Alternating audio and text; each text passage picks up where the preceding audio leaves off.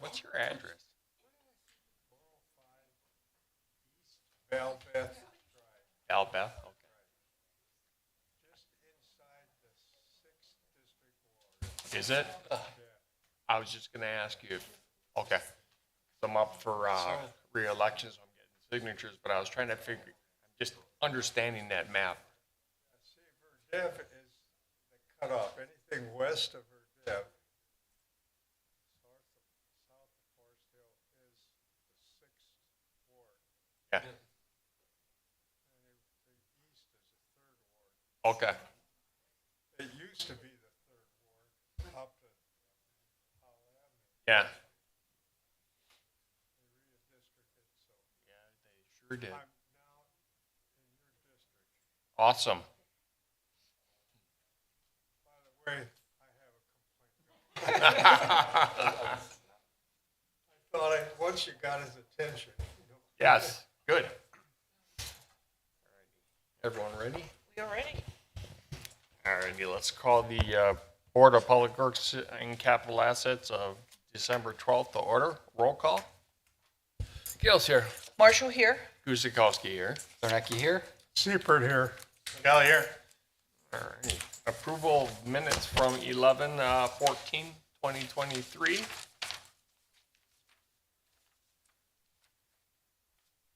Any corrections or comments or questions? No? If not, motion to approve. Marshall moved to approve the minutes of November 14th, 2023. Zarnecki second. Roll call. Gill aye. Marshall, aye. Guzikowski, aye. Zarnecki aye. Alrighty. Oh, sorry about that. Says you were excused. I think you're right. Good November point. 14th. I was in Pittsburgh. That's all right. That's all right. Good Good catch. catch. Sigali moves to approve the minutes of November 14th, 2023. I will still second that.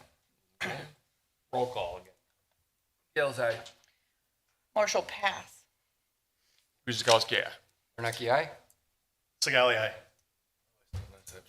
Abstain.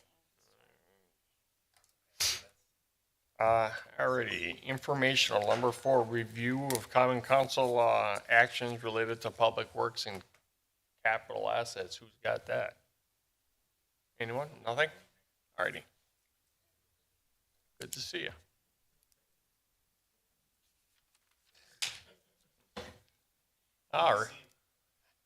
Alrighty, number 5, consider a motion to approve the purchase of the Super Micro server in the amount of $22,000 from CDW. Is that Utah? Good morning. Morning. This is a request to get a jump start for 2024 CIP for replacing one of our servers for our backup infrastructure. We wouldn't receive any equipment or invoice until 2024, but this is just to get the order situated now and hopefully get the equipment early on January. Any questions, I'm happy to answer. Any questions or comments? All right, thank you. Then we need a motion. Zarnecki will make a motion to approve the purchase of one Super Micro server in the amount of $22,000 from CDW. Marshall, second. Roll call. Gill aye. Marshall, aye. Guzikowski, aye. Zarnecki aye. Sigali, aye. Okay, consider a motion, number 6, consider a motion to approve the final payment for East Forest Hill Avenue Water Relay Project to UPI LLC.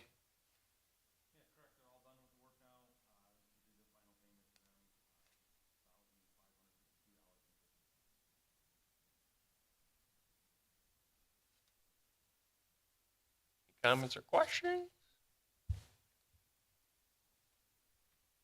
Pretty straightforward, since it's the end of the job, right? Motion then. Marshall will move to approve the final payment for the East Forest Hill Avenue Water Relay Project to UPI LLC in the amount of $8,552.50. Galley seconds. Roll call. Gale, aye. Marshall, I. Guzekowski, aye. Zarnecki, aye. Galley, aye. Number 7, consider a motion to approve the final payment for the Forest Hill Manor Water Relay Project to Wilcom Excavating in the amount of $18,153.99. Very similar to the last. This is the water main reconstruction or relay in the Forest Hill Manor subdivision. This will be the final payment on that project. Comments or questions? Just have one question. It says that the payment for the pavement splitting of costs for the road project was not included in this. Do you have a general ballpark of what that split was? You don't, Okay. do you happen to know that? I know that Ashley, our assistant engineer, is actually working with Brian Johnston of Water and Sewer to come up with that number. Okay. Recently, I think they were working on it last week and the beginning of this week, so she should have those numbers to them shortly.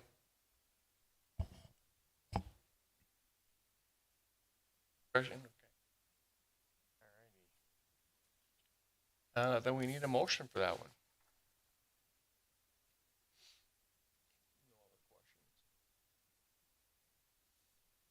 Galley will move to approve the final payment for the Forest Hill Manor Water Relay Project, the Wilcom Excavating in the amount of $18,153.99. Marshall will second. Roll call. Gale, aye. Marshall, I. Guzekowski, aye. Zarnecki, aye. Galley, aye. Alrighty, number 8, consider a motion to approve progress payment number 6 for the Howell Avenue Water Relay Project to AW Oaks and Sons. Well, sort of in the same area of the city. This is just a typical progress payment for the job. It's nearly complete. There are a few things yet remaining, mostly what we would almost consider warranty work, but we are still holding a final payment on that one. So this is just a progress payment. Okay.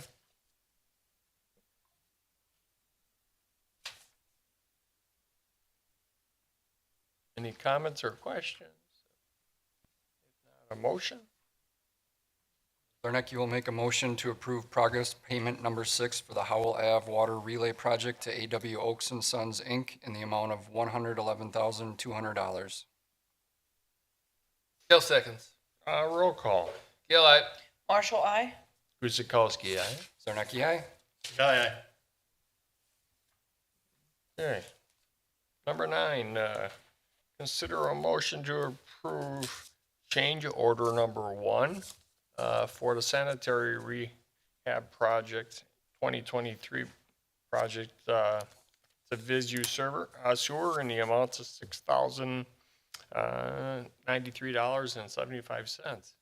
So this change order allows the contractor to attack the water, the infiltration into the sewers that they could not tolerate when they were trying to line it. So the water was coming in so fast we couldn't get a good cure on the liner. That was identified when they did their pre-camera inspection.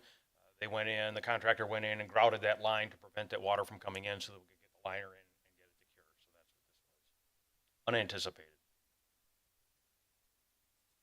Unanticipated, you said. Correct, yes, yeah. It was not something we anticipated. Okay. One on Oakwood Road, Mike? There were a couple areas that this occurred at. I don't know what the major one was. Any comments or questions? If not, a motion. Gale move to approve change order number 1 for the sanitary rehabilitation 2023 project to Visu Sewer in the amount of $6,093.75. Marshall will second. Roll call. Gale, aye. Marshall, I. Guzekowski, aye. Zarnecki, aye. Galley, aye. Okay, number 10, consider a motion to approve the progress payment, number 1, for the 2023 sanitary rehabilitation project. So this again is a progress payment on the project we just talked about, the sanitary rehab project. It's quite a large payment. It's almost going to be a one payment job. There will be a final payment yet, but they're nearly done with the project. They just have a few, small spot repair locations to go after yet. Mike, can you remind me, just because I've forgotten? We camera a fifth of the system every year, Correct. and we typically have a budget of this size for fixes after the fact or not? So the last several years we have, it's been anywhere from 500,000 to 750,000 over maybe the last 3-4 years. What we're really doing is we took an intensive effort to evaluate all that video that we had, come up with a priority list and attack that list. We thought it was going to be a 2 or 3 year project. Turned out it's a little bit longer than that. We have more areas, but I think we're sort of winding down to that. We did not include any additional for next year. I don't think we're going to have anything for the year after that, but we'll attack it as it comes up. It's just there's that cost benefit situation going This on. is a problem that had been going on that really wasn't addressed before the cycle Yes, of correct. lining. Yes. Have we noticed any difference with pass-through costs or anything? Can we tell, or We can't tell. Nope. only MMSD knows that? Right. It all gets blended into MMSD. And, you know, for our little component of it, it's so small when it gets to MMSD, that you wouldn't notice it. It's the cumulative effect of the 28 municipalities. If we all weren't doing this, Are the it would rest be a of them bigger problem. doing this kind of thing? Yes. Mandated to do it? Yeah. And not mandated, but the threat is always there. MMSD is always looking at trying to charge communities based on flow and then an overcharge for peaking. So we want to make sure we kind of attack that as well. Not only for the integrity of your system, it's Right. Trying to keep costs down.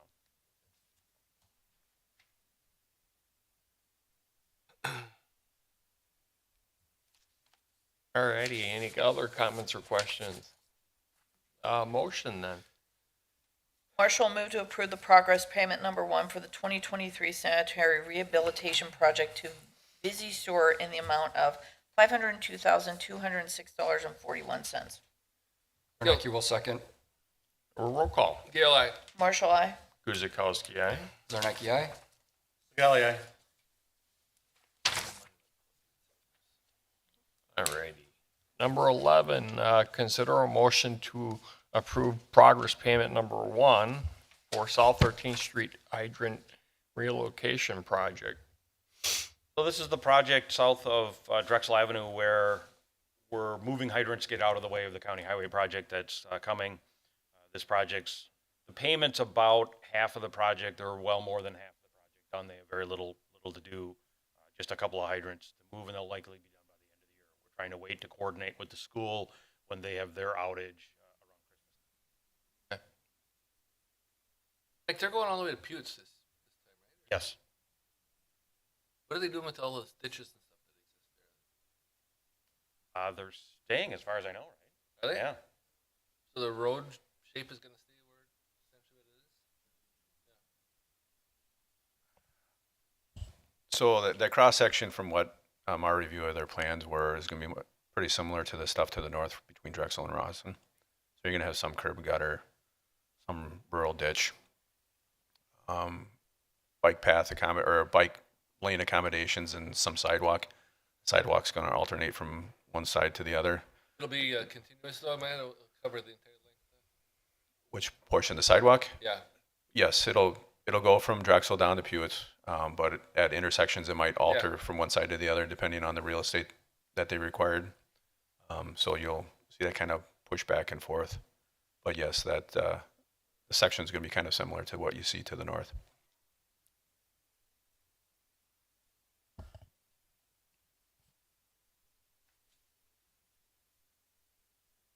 I know it's not ideal.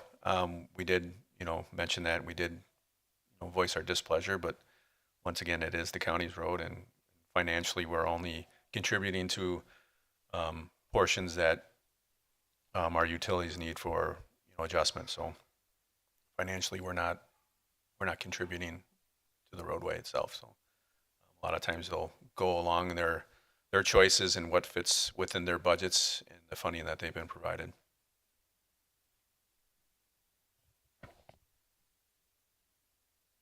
There are comments or questions? If not, we need a motion. I'll move to approve progress payment number 1 for the South 13th Street street hydrant relocation project to UPI LLC in the amount of $118,543.30. Zarnicki will second. Roll call. Gale, aye. Marshall, I. Guzekowski, aye. Zarnecki, aye. Ellie, aye. Alrighty. Number 10, or 12, consider a motion to approve the purchase of one RoboJar automated water sample testing device for $15,000 from Clear Corporation. This is a item that was included in the 2024 CIP. We're trying to get ahead of price increases in 2024. It's a small unit that computerizes or analyzes the flock. When we're creating flock, we add coagulant to create flock to help that settle out of the water, out of the raw water. This device will measure the flock size so you can optimize your coagulant dose. We've been at a minimum coagulant dose for quite a long time. The lake has changed and gotten clearer. We've probably not needed as much coagulant. And so years back when the numbers were set, we had this floating number. We use our pilot filter system in order to determine how much coagulant we ought to add, but there's a minimum. And we've been at that minimum for quite some time. This device will help us, hopefully help us be able to reduce the amount of coagulant that we add to the water. The goal is to reduce 10% of the chemical addition. If we can do that, we pay for these unit in 1 year. So it's a really good unit to have. Oh.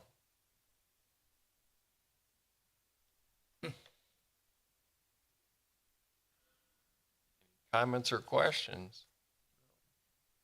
Then we need a motion.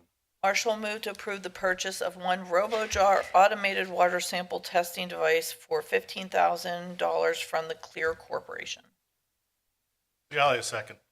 Roll call. Gale, aye. Marshall, I. Guzekowski, aye. Zarnecki, aye. Ellie, aye. Goose, can I one second? Just for my edification. This stuff, this coagulant you had, in the process, does it have to be removed, whatever doesn't actually precipitate out, or is it all assumed to actually glom onto something before it hits the rest of the process? It does not. So the coagulant will, it allows those particles to form together and settle out. So I would say most of the chemical is attached at that location, but you are adding a chemical to the water, largely aluminum based, no matter what product you're using, and that aluminum does carry through the system.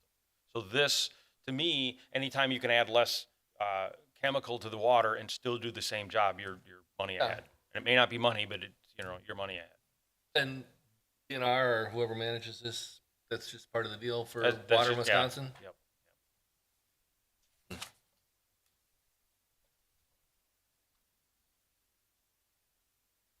We're good, Goose. Okay. I was just Alrighty, number 13, consider a motion to approve the purchase of a Ram 2500 from Griffin Auto. Yeah, so we only got one bid on this, which was actually a little surprising to us, but again, we're trying to get ahead of the 2024 price increases. This is part of the state contract, which closes December 21st on that, so we'll add this truck in. 12-year-old truck it's replacing. It's on our standard rotation. amazing how close the bid comes to the budget. Right?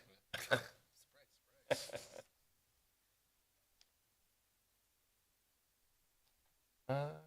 Any other comments or questions? Motion. Zarnecki will make a motion to approve the purchase of a Ram 2500 from Griffin Auto Group for $49,290. Gale seconds. Roll call. Gale, aye. Marshall, I. Guzekowski, aye. Zarnecki, aye. Ellie, aye. Alrighty. 14, consider a motion to approve the purchase of Wax valve turning trailer from Envirotech Equipment. Yes. We did get 3 bids on this product. It's been something we've been looking at for several years. Finally decided to include it in the 2024 budget. It allows us to mechanically turn valves. It reduces potential risk to the employees that are trying to turn that. One of the big things, and that's a big number, but one of the big things is that it records the torque required to turn the valves, and so we can put that into the GIS and start recording that every year and see if we're seeing some degradation in the valves over time. So that's a huge add-on to this. It also includes a vacuum nature to it, or vacuum excavating portion. So if you're out on a valve turning, a lot of times our valve boxes are full of mud and gravel and what have you. This allows us to get that cleaned out immediately without having to take our large vac on off of its sewer cleaning duties to come out and handle it. So it really is a good effort that way. It's a WOX unit. All three of these that were bid from each one of these suppliers were all WOX units. We're ordering or recommending ordering from Envirotech because they happen to be cheaper. They're actually cheaper than ordering it directly from WOX. What's the lifespan? So we expect to get 15 years out of this.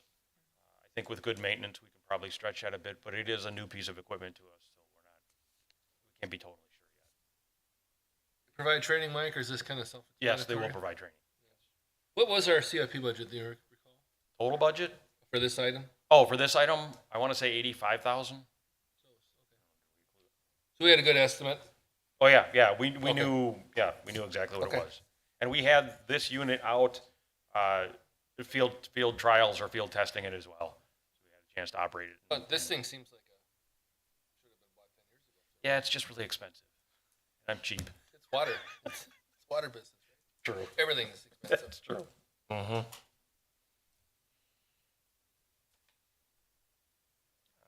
Any other comments or questions? Not a motion? Marshall moved to approve the purchase of a WOX valve turning trailer from Envirotech Equipment in the amount of $82,395.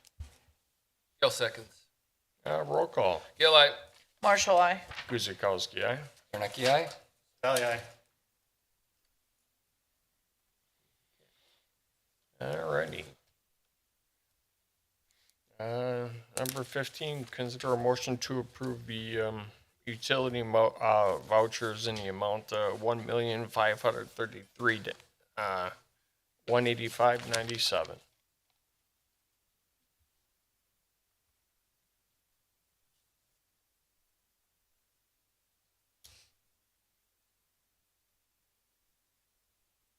Comments or questions on this one?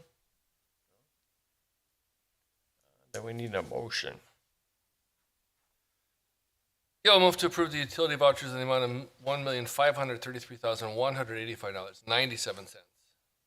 Zarnicki, second. Roll call. Gale, aye. Marshall, I. Guzekowski, aye. Zarnicki, aye. Valley, aye. Alrighty. 16, administrative and operations reports. Well, the only thing here on the first administrative report, industrial was up a bit over the last period. And the commercial was about the same and the rest of it was about the same, minor changes. But on industrial, it was We Energies, Crothwell Laundry, and MMSD and Stella Chewy's were the large increases there. They account for most of that.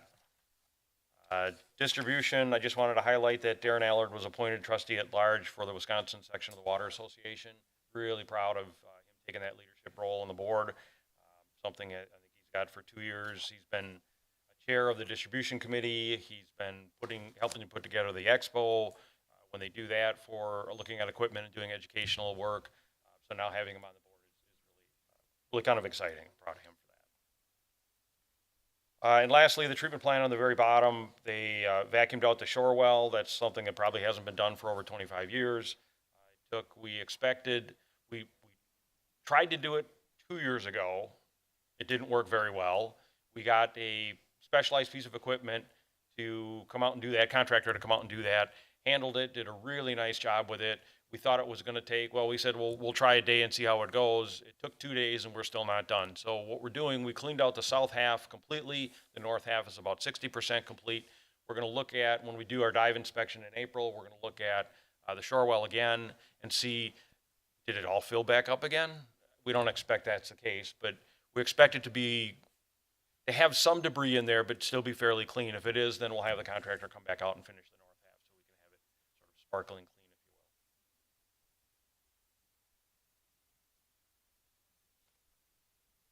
if you will. Any comments or questions? This is just informational, so we don't have a motion. Where exactly is this short well, by the way, Mike? Right down, it's inside the Lolith building. Yeah. It's right directly underneath the pumps. We had probably 6 feet of debris that had worked its way up the sidewalls towards the back of it. There was quite a bit, and it's just a slimy gray, there's a lot of organic material, but then some of the carbon that we add as well gets in there, and it's just a slimy green or gray material. They ended up taking that to MMSD's South Shore facility. So, yeah, I felt we were pretty lucky with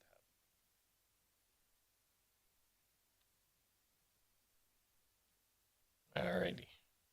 Any other questions? All righty, number 17, consider a motion to recommend road improvement projects advertised for public bid. Thank you, Alderman Guzekowski. Matt Sullivan, city engineer. I'm just going to kind of kick this off and then have Andrew go through the meats and the bones of it, simply because he's done most of the work, if not all of it, on it. So obviously every year we go through a rating system for our roadways. We take into consideration all 144 center lane miles, which we have in the city. We go through that and we rate it on a scale of 1 to 10, which is the Paisley rating, 1 being the lowest and 10 being the highest. We just completed that with a contract with Rukert Milky, which entered it into the system with the DOT. Andrew was able to analyze that, look at all of our roads, get a pretty good comprehensive list. We also had some conversations with alder people and some city administration where they requested us to look at different alternatives. So that's why you'll see the 2 alternatives. The main difference being between inclusion of Shepherd on one or Nicholson on the other. So I'm going to kind of let Andrew describe most of the stuff that he went through and some of the reasoning, and then we'll be open for questions. Thanks, Matt. Morning, Andrew Ledger, design engineer. So just kind of a little background on what you have in front of you there. Make sure, yeah, there you go. Oh. So as Matt stated, we have the streets rated every couple years. They rate them on a scale of 1 to 10. I put together a couple of recommendations for the board to review and then choose one of. We have an option A and an option B. As Matt said, the main difference between the two is that Shepherd Avenue would be included with option A, and option B would substitute out Nicholson Avenue. Kind of some highlights from the options that have been put together. We are including 1.2 miles of microsurfacing within both options. That's more of a maintenance treatment that we apply to streets when they're rated higher. The reasoning behind that is that if we can get on those streets and address some of the deterioration earlier in that cycle, that helps to prolong the life of those streets, and those treatments are significantly less expensive. For instance, looking at these alternatives, for option A, we have about 62% of our centerline length is microsurfacing, and option B is 50%, and that accounts for just 10% of the cost within both of those options. So we can treat a lot more miles of streets if we get on them earlier in the life cycle. In addition to the streets that are in there for microsurfacing, we do have one section for mill and overlay. That's Alyssa Lane from Lilly to Stewart. That's an extension of the portion of Lilly that we reconstructed last year. And then we also have King Arthur Court, which is up in the Camelot Hills area. That would be a reconstruct because that road is deteriorated down to a 3. In addition to the streets that are listed in the alternatives, it is our intention to also include the railroad crossing work at Putes Road and the Union Pacific Railroad, and then also Oakwood Road and the Union Pacific Railroad. Those projects were approved last year. We're working through railroad coordination to be able to get those projects built. There was about $1 million of funding approved in the 2024 budget. We are estimating that there could be between $150,000 to $200,000 of funding remaining from last year's project. So I have prepared a list of alternates at the bottom of the page there. Our recommendation would be that we could do Glenfield and Oakfield if the budget and bid prices allow. That would allow us to pretty much get the Oakfield Village neighborhood kind of wrapped up. We just have one remaining stretch, I believe it's Stewart, that we would have to get in there to finish up to get that area kind of closed out. The board members have any questions, I can be happy to answer them at this time. So I have one question. Kind of what led you to, on Shepherd, decide to do a pulverize and replacement of the pavement when it has a similar Pacer rating as some of them that you're doing a mill and overlay with? I think a mill and overlay was done to the south of this last year. Yes, so that section of Shepherd actually only has about 3.5 inches of Okay. asphalt pavement there right now. So there's wouldn't be a lot left if we just milled that off and overlaid it. Okay.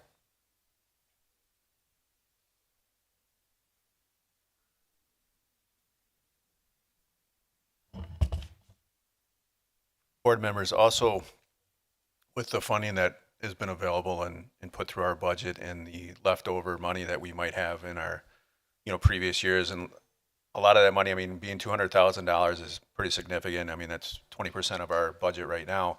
What we were able to do over the last year is work with our finance and go back on past projects where we didn't utilize all those funds, capitalize on that, bring them all forward, so we had that additional money.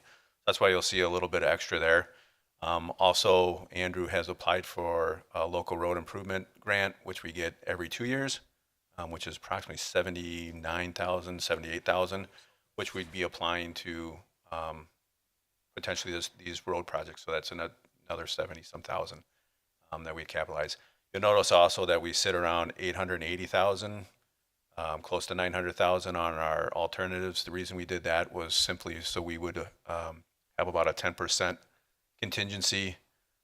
We have been finding as we go through some of these older roadways that we've been working on, there is much more repair or additional things we run into just because of their age that you can't see on the surface. So as you do, remove some of that pavement, we're finding subgrades, and we do account for that. But in this last year, we did notice there was a significant amount more after you uncovered that top layer or take that asphalt off. So we just want to make sure that we're available to cover the road work we need to do within our budget, and if we can get lucky, I guess, if you want to say that, where we don't have to do all that additional contingency, that's why we want to capitalize on some of those alternatives too. So if we can pick, around $200,000, I think we were looking at for those alternatives, maybe we can capitalize on that and just add some more roads to our budget, increasing our quantities and maybe get a little better project. So like Andrew said, we're open for any questions that you may have. The Forest Hill Avenue with a rating of 8, really, should that be in either of these? And I understand it's a preventative. So when you look at preventative maintenance, we're looking from anywhere between 7 and 9, sometimes getting down to 6. One of the things we want to start projecting towards you and providing more information is obviously why you do it. So if you start looking at the deterioration curves on roads, if you can get to them between a 7 and a 9 with just a preventative maintenance, which was extremely cheap, it increases that expectancy of life on it. What we've done in the past and some of the past practices probably 10 years ago, we just let it deteriorate down to a 2 or a 3 and then repair it. What we really should be doing is the maintenance. We should be getting on these roads between a 7, 8s, 6s and 8s, because what it's going to do is it's going to make our dollars go a lot longer. We can do it for $19,000, where I would assume that we're looking near $100,000 to completely repair and redo it. So we can take that dollars and we can start focusing on some of those roads that are getting to our 3s and our 4s or our 2s. We can take some of that dollar, increase the life expectancy, get a better health for our system. That's what we're really trying to do, is achieve a better health on our system, keeping our roads safe, healthy, and less expensive for us to maintain. So the whole goal is really to do that. If you want to look at our system right now with what we have budgeted at $1 million, we have 144 lane miles. We're doing about 2.2 at $1 million. That puts 70 years, every 70 years you touch a road. A road expectancy is 60, 50 to 60. That's expectancy. That's if you do the proper maintenance. If you don't do the proper maintenance, your roads are looking at 25 years. So we're really trying to get out in front of that and maintain that system better. Use our dollars in a better way. So that's the approach we're taking. That was kind of the direction we had 5 to 10 years ago. So we're continually trying to find those alternative maintenances that, one, are less disruptive to the residents. We have tried a few that became very controversial, we'll say, in some residential areas.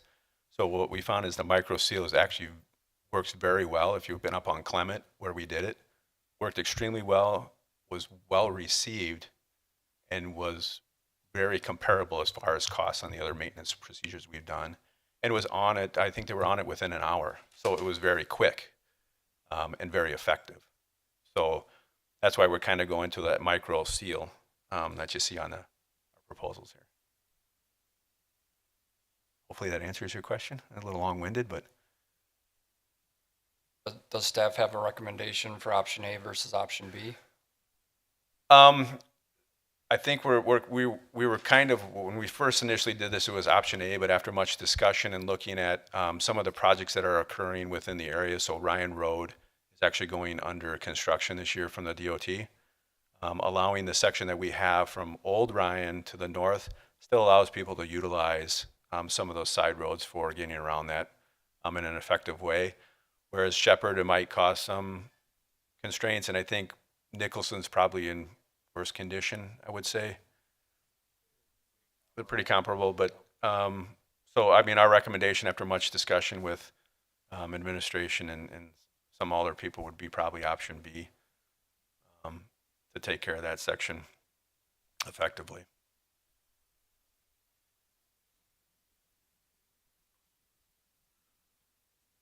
Does traffic count come into play with any of these? Yes, we do look at our traffic counts and our classifications. I'm just bringing up in the alternates. Mhm. You've got the last two on the list, which are just connectors between Bruce and concrete, no houses on those two, and it's over $500,000 for those, for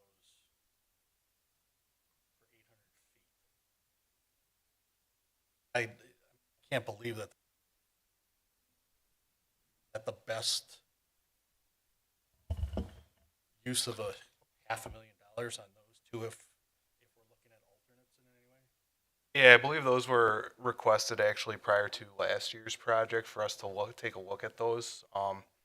That's why they are on the alternate list.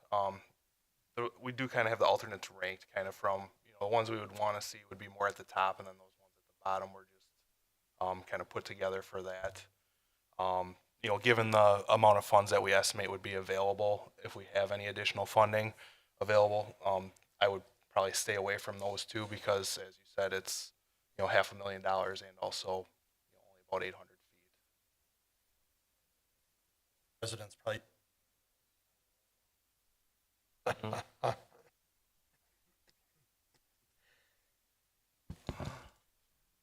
So Bob, those sections are up in Chapel Hills area. There's small connectors, and that's been kind of a sticking point. But that request came from one, the alderperson, and two, the DPW. It's pretty rough.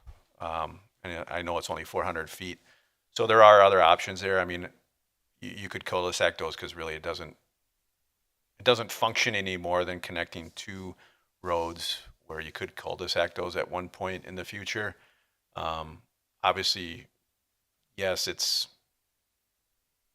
a small section of roadway, but we do have several of those within the city that sooner or later you have to touch. I believe those roads have never been touched as far as maintenance since they've been built, which has probably been over 40 or 50 years. once again, it's when we're getting to those sections where you don't touch a road for 60 years, 70 years, which I don't think we want to get into that discussion right now, but I think in the new year, we're probably going to be bringing forward kind of more of a presentation and just a thought process, just to re-educate on maintenance of roadways, just so you have a better understanding. So I would agree with Andrew in the sense that we'll want to look at the top 4 or 5, probably for alternatives for your recommendations.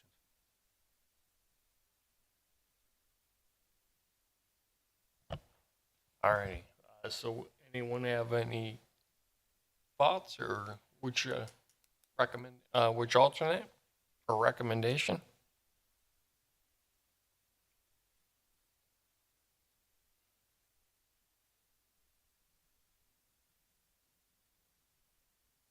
And what did you say about the DOT's stuff on Highway 100? And what you said the alternative, option B would be your preference if they give it their That's construction? correct, because we'll be stopping that at Old Ryan Road.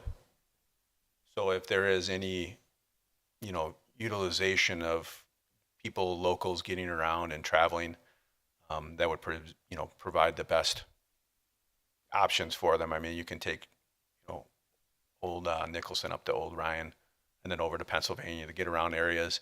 Because one section of bridge will be shut down for a period of time while they rehabilitate it. And then the entire roadway will be shut down for a short period while they mill and overlay.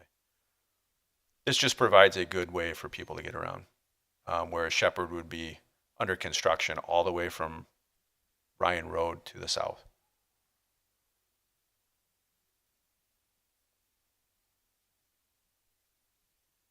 And as far as alternates, we would prefer the top 2, is what our recommendations would be.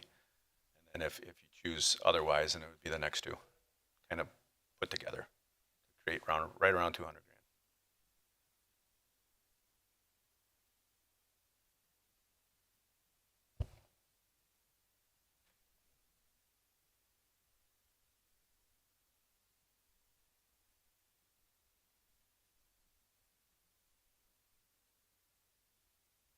Right, sorry, Matt.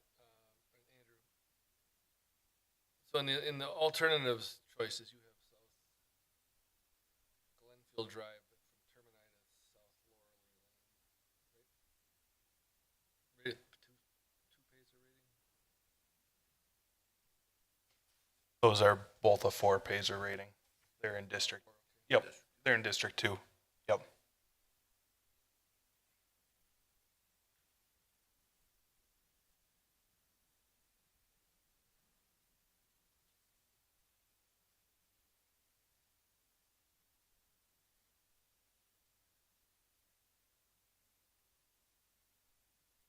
All righty, so we got to come up with a recommendation and alternates, right?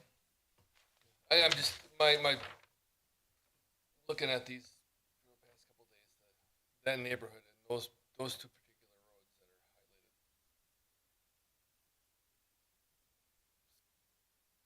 It just strikes me as traffic count can't possibly justify us actually paying a lot of attention to them because they are just obscure little roads, but.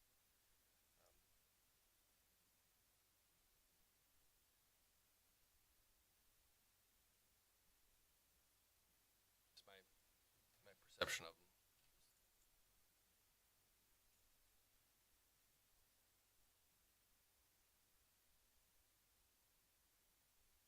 All right, anyone feeling one way or another for option A or option B? We have to come I up, think the logic on it for option B is pretty strong. decided, okay? Bob, You guys go with option B? Kurt? I assume option A then would be a top priority for 2025 budget if we elect to go with option B. Obviously, the whole city would be reevaluated, but that would obviously still rank pretty highly, I would assume. Then you don't have to deal with the Highway 100 construction coordination. Yes, that would probably be something we would look at with the next budget cycle.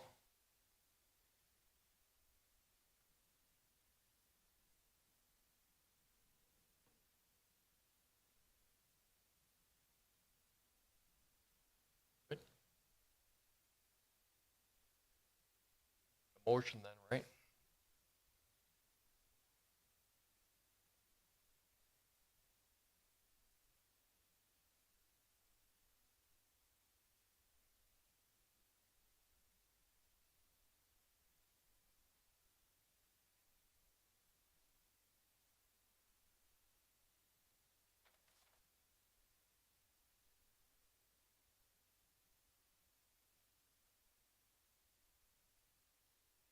I don't know, does anyone have enough inclination on the alternates to have a cogent suggestion? That's the problem. So Right. at some point, you leave it to the The people that are engineering doing it. to pick what's the most impactful, given your, Yeah, I any agree with underage you that. have, so. Oh, what do you think, Bob? You have anything in particular, or? Here, go with option B, you got South Lori Lane in there, which is a direct connection to Glenfield and Oakfield. If those are gonna continue to show up as alternates, you know, in the future, then we might as well do it the same time that they're in doing Lori Lane, because that's part of A or B at this point. Instead of going in there and doing a short stretch and then coming back at a later time, whether it be next year, year after, and start all over again. Then you might as well just attack all of those in that area that comes off of Howell Avenue. That's my thought. And from a cost perspective, I'm assuming mobilization and everything would be a benefit of having them in the same neighborhood to kind of do one larger project. Exactly. Capitalize on that. Same contractors do microsurfacing versus the mill and overlay, No, typically not. so then you wouldn't get. Well, there'll be a subcontractor, so you would have, I mean, they'd still be managed by their general. So whether you have them in there, if there's any patching or any kind of minor work, which would be done by your prime contractor, so you'd be able to capitalize on some of that.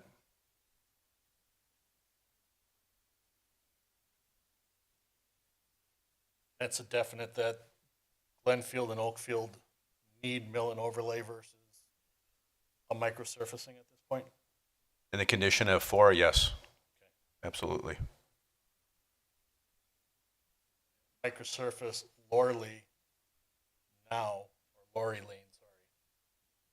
How long would you have until that's at a 4? Microsurfacing usually will give you around 10 to 12 years of additional life before you would have to do another maintenance treatment, and that maintenance treatment could be dependent.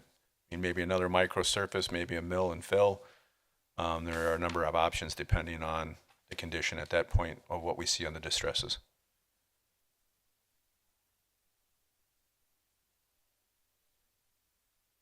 But I'm going to, look at this, and I don't have the information in front of me, but this is probably the first treatment that Lori Lane's probably ever received. And it's probably close to 20 plus years, 25 plus years in age. So that treatment probably should have taken, the first treatment probably should have been 10 years ago, 10, 12 years ago. So we're behind about a cycle on every one of our roads. So we're just trying to get to a point here where we're caught up, or at least in a better condition.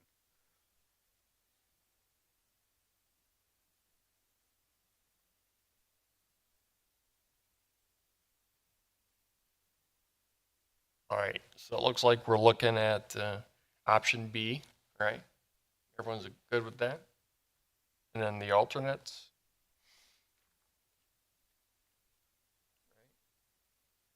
Or should we leave it up to the engineering department to decide that based upon the needs of the, with the phaser rating?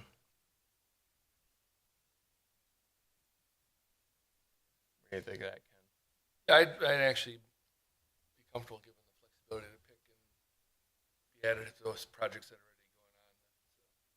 That makes sense. You got any thoughts? I would agree with that. Matt, is that okay?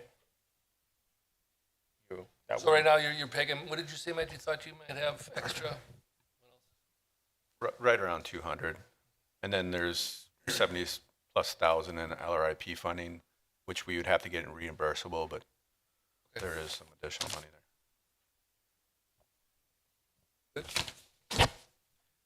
All right. Gail, move to recommend the road improvement projects that are advertised for public bid for construction in 2024 to the common council for approval with the alternatives, subject to the engineering department's recommendations. Option B, sorry, did I not say anything? Option B, and alternatives as engineering directs. Marshall will second.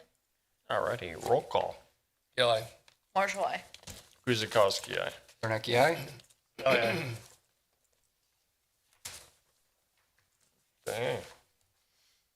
Thank you, everyone, on that one. Thanks for talking it through. I would like to, if you're willing to put together a presentation on just roads, I would love that. If you would be willing to supply it or do it at one of these Yeah, meetings. so we'll probably be looking at the beginning of the year to be trying to put something together along those lines. Obviously, we're short-staffed at this point. And I know, I'm if sorry. everyone's aware, Sue Winnan abruptly retired in December, so we're down one more. But luckily, I think we're getting some good candidates in our advertising for 3 of the positions. So we could be looking at staffing ourselves up a little bit here, kind of pushing into 24, which is a good thing, which would allow Andrew that availability. So I'd be looking in January, February to try to present a pretty hefty presentation with some good discussion, I think. Would you do it at this meeting or? Yes, we would do it at this meeting and potentially, if, depending on if one of the council agendas is a little light, maybe we'll throw one in there too to give everyone on council the kind of that little history and lesson too. Thank you for doing that. Shake the tree for a couple more $1 million a year, right? Max is